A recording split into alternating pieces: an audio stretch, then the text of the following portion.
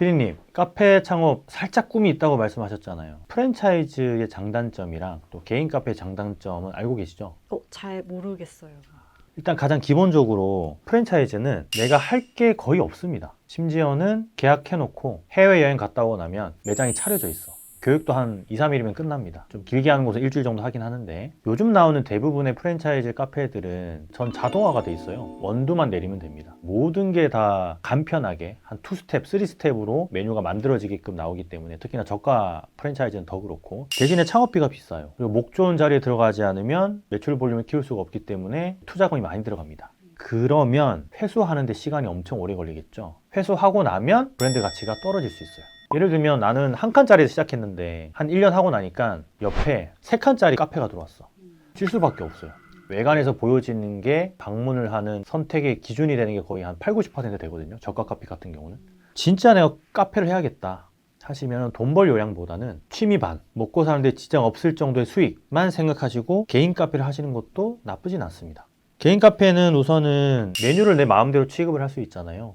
개인 카페가 요즘에 힘든 게 개성이 많이 사라졌거든요. 그냥 개인 카페가 있더라도 옆에 저가 커피가 딱 창업을 하잖아요. 매출이 한 절반 떨어집니다. 한 달에 1000에서 1500 팔았는데 500만 원 이렇게 떨어져요. 아무리 단골이 있더라도 저가 커피로 갈 수밖에 없는 거예요. 가격 차이가 많이 나니까. 우리 매장에 오던 손님들이 저가 커피가 없어서 우리 매장에 왔던 거지, 내가 만든 메뉴나 내가 판매하고 있는 것들이나 공간이나 브랜드가 좋아서 온 건 아니라는 결론을 내릴 수가 있는 거죠. 그래서 개인 브랜드를 창업을 하실 때는 엄청난 경험, 그리고 교육도 받으셔야 되고 브랜드를 만들 줄 아는 기획력도 있으셔야 됩니다. 그래서 오늘 제가 말씀드리고 싶은 게, 과연 개인 카페가 프랜차이즈 카페를 이길 수 있을까? 저는 이길 수 있다고 보고요. 그 이길 수 있는 방법에 대해서 한 3가지로 정리해서 좀 말씀을 드릴까 해요. 그럼 프랜차이즈 카페를 이길 수 있는 개인 카페의 비법, 첫 번째는 뭐가 있을까요? 첫 번째는 아까 제가 말씀드렸던 것과 일맥상통한 내용인데요. 프랜차이즈 카페에서는 하지 않는 걸 개인 카페에서는 해야 돼요. 일본에 제가 갔을 때 그런 카페가 있었어요. 거기는 무조건 디저트를 시켜야 되는데, 앉자마자 디저트 박스 같은 걸 가지고 옵니다. 실제로 디저트가 다 들어있어요. 구경하세요. 안 시킬 수가 없겠죠. 엄청 예쁘거든요. 그래서 저는 이제 그걸 2개인가 먹었는데, 그렇게 시킬 수밖에 없게끔 구조를 세팅한다든지, 그게 유명해져서 많은 사람들이 방문하기도 해요. 그리고 일본에는 뭐 메이드 카페도 있잖아요. 우리나라도 물론 있지만, 그러니까 그런 구조를 잘 잡을 수 있다면 개인 카페 해도 되는 거죠.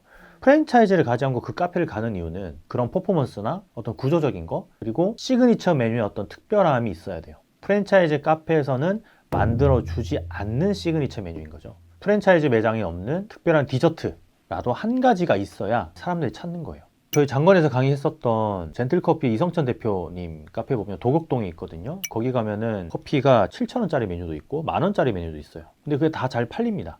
그리고 젠틀커피라는 그 브랜드 네임에 입각한 유니폼, 매장의 무드, 그 다음에 소품, 오브제, 신사 양말, 페도라 모자, 원두, 캡슐, 이런 게 다 브랜딩에 입각해서 판매를 하고 있어요. 사람들은 젠틀커피라는 브랜드에 반해서 거기 가서 커피를 사 먹는 거지, 젠틀커피를 가지 않고 메가커피를 가는 사람도 분명히 있겠지만 젠틀커피라서 거기에서 스페셜티를 먹는 사람도 분명히 있거든요. 그런 느낌으로 기획을 해야 된다는 거죠. 그래서 이성천 대표님도 강의에서도 이제 여러 가지로 이야기를 풀어주셨는데, 처음에는 힘드셨어요. 한 몇 년간. 실제로 약간 경쟁할 수 있는 큰 메리트가 없다 보니까. 근데 지금은 거의 매출이 한 8억 정도 나오시거든요. 엄청나게 많은 손님들도 오는 거고, 그리고 객단가가 굉장히 높다라는 뜻이죠. 그래도 그거를 사 먹을 수 있는 이유를 만들어주니까 사람들은 사 먹는다는 거죠. 프랜차이즈에는 없는 것 한 가지 이상을 할 수 있으면 그래도 경쟁력이 조금 생기겠네요. 그렇죠. 근데 그거를 나다움, 브랜딩에 입각한 형태로 구성을 해야 된다는 거죠. 생뚱맞게 카페인데 김치볶음밥을 판다거나 실제로 있어요. 제가 오늘 오전에도 매장의 대표님하고 좀 얘기를 하고 왔는데, 카페인데 김치볶음밥을 판매를 하다 보니까 잘 나가는 거예요. 그래서 이게 인기 메뉴가 돼버린 거야. 이름은 카페인데 김치볶음밥을 팔고 있고, 스낵바라는 컨셉을 잡아놓고 커피도 팔고, 뭐 계란 후라이도 팔고, 김치볶음밥도 팔고, 팥빙수도 팔고 하는 건 문제가 없겠죠. 하지만 카페라는 컨셉을 잡아놓고 그렇게 파는 거는 정체성이 많이 흔들리게 되는 거죠. 아이덴티티가 완전히 벗어나 버리게 되는 거예요. 그래서 젠틀커피에서도 항상 브랜드의 철학을 지키려고 하는 게 젠틀커피, 라는 이름에 입각한 모든 메뉴를 개발하고 아이템도 그런 식으로 판매를 하고 유니폼 형태도 그런 식으로 갇혀 있고 스스로의 정체성을 그렇게 맞춰 나가는 거죠. 젠틀커피 보면 킹스맨이 딱 생각나더라고요. 네, 맞아요. 그래서 이성천 대표님 프로필 사진이나 뭐 여러 사진들 보면은 다 이렇게 수트 입고 찍으셨어요. 젠틀 커피라는 네임에 걸맞게. 그게 이제 스스로한테도 옷을 입힘으로써 스스로의 정체성도 흔들리지 않는 그런 브랜드를 유지해 나가는 방법이죠.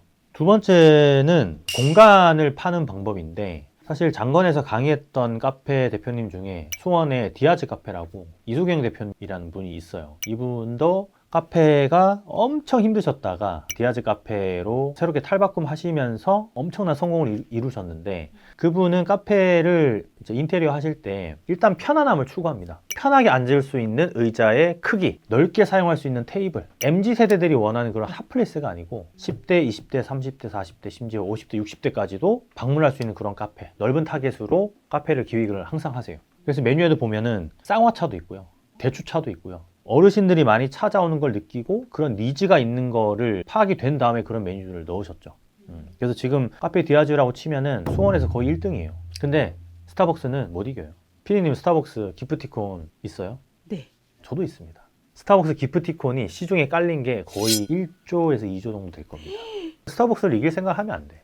스타벅스, 커피빈, 투썸플레이스 그런 카페들하고는 경쟁한다라기보다는 기프티콘에서 우리가 밀린다. 그래서 경쟁을 피해라 라고 좀 말씀을 드리고 싶고 기타 다른 프랜차이즈 카페들 그런 카페들은 충분히 이길 수 있죠. 노력하면. 개인 카페가 프랜차이즈 카페를 이길 수 있는 방법. 세 번째. 프랜차이즈에서는 이걸 사실 못하거든요. 사람입니다. 사람. 개인 브랜드에서는 이 사람의 역량에 따라서 훨씬 더 많은 매출을 낼 수 있습니다. 예를 좀 들어드리자면 카페 중에 이런 거 하시는 분들이 있어요. 구구단 챌린지 뭔지 아세요? 그 일본 송 중에 구구단 송이라고 있어요. 구구단 송 나오면서 이렇게 춤을 추는 거예요. 카페 오셔서 이 춤을 추시면 음료 한 잔 무료로 드리겠다 해서 이걸 CCTV로 찍어요. 내 카페 인스타그램에 올립니다. 릴스로. 그게 빵빵빵 터지면서 전국에서 막 사람들이 오는 거예요. 사실 이거는 카페의 어떤 공간을 판다거나 메뉴를 판다거나 하는 게 아니고 사람 때문에 가능한 거거든요. 사람. 아마 익히 알고 계실 건데 이거는 카페의 사례는 아니고 식당인데 포항에 있는 다미촌이라고 있어요. 거기 사장님은 소맥을 이렇게 말아주시죠. 그리고 방이동에 있는 골드 참치 그 사장님도 소맥을 말아주십니다. 막 쇼도 해주시고 어떤 고깃집들은 사장님이 딱 나오셔서 고기도 엄청나게 디테일하게 설명해주고 불쇼도 해주고 그리고 제가 미국 갔을 때 라스베가스에서 철판 요리를 먹었는데 철판 요리에서 엄청나게 큰 쇼를 해줍니다. 사실 그거는 사람 때문에 그 매장이 잘 되는 거거든요. 맛도 물론 중요하겠지만 카페도 마찬가지예요.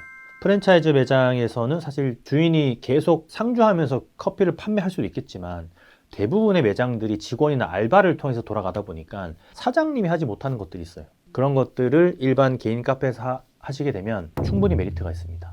제 구독자 중에 한 분은 프랜차이즈 카페인데도 불구하고 매일 아침에 인사 챌린지를 하세요. 매장 앞에 매일 이렇게 쓰시면서 지나가시는 동네 분들한테 안녕하세요. 좋은 아침입니다. 이거를 지금 거의 한 100일 정도 하셨을걸요.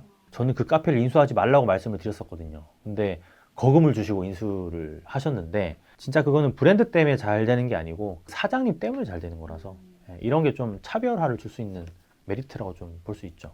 젠틀커피 이성천 대표님 이야기를 하지 않을 수가 없는데 강의를 보시면 아주 논리적으로 사업계획서 양식이라든지 카페에서 할 수 있는 서비스 매뉴얼, 업무 매뉴얼도 거의 한 3가지 종류로 분류해서 주시기도 하고 실제 이성천 대표님이 컨설팅 했었던 매장들에 적용한 체크리스트, 뭐 세부 항목 점검표 이런 걸 우리가 다 볼 수 있거든요.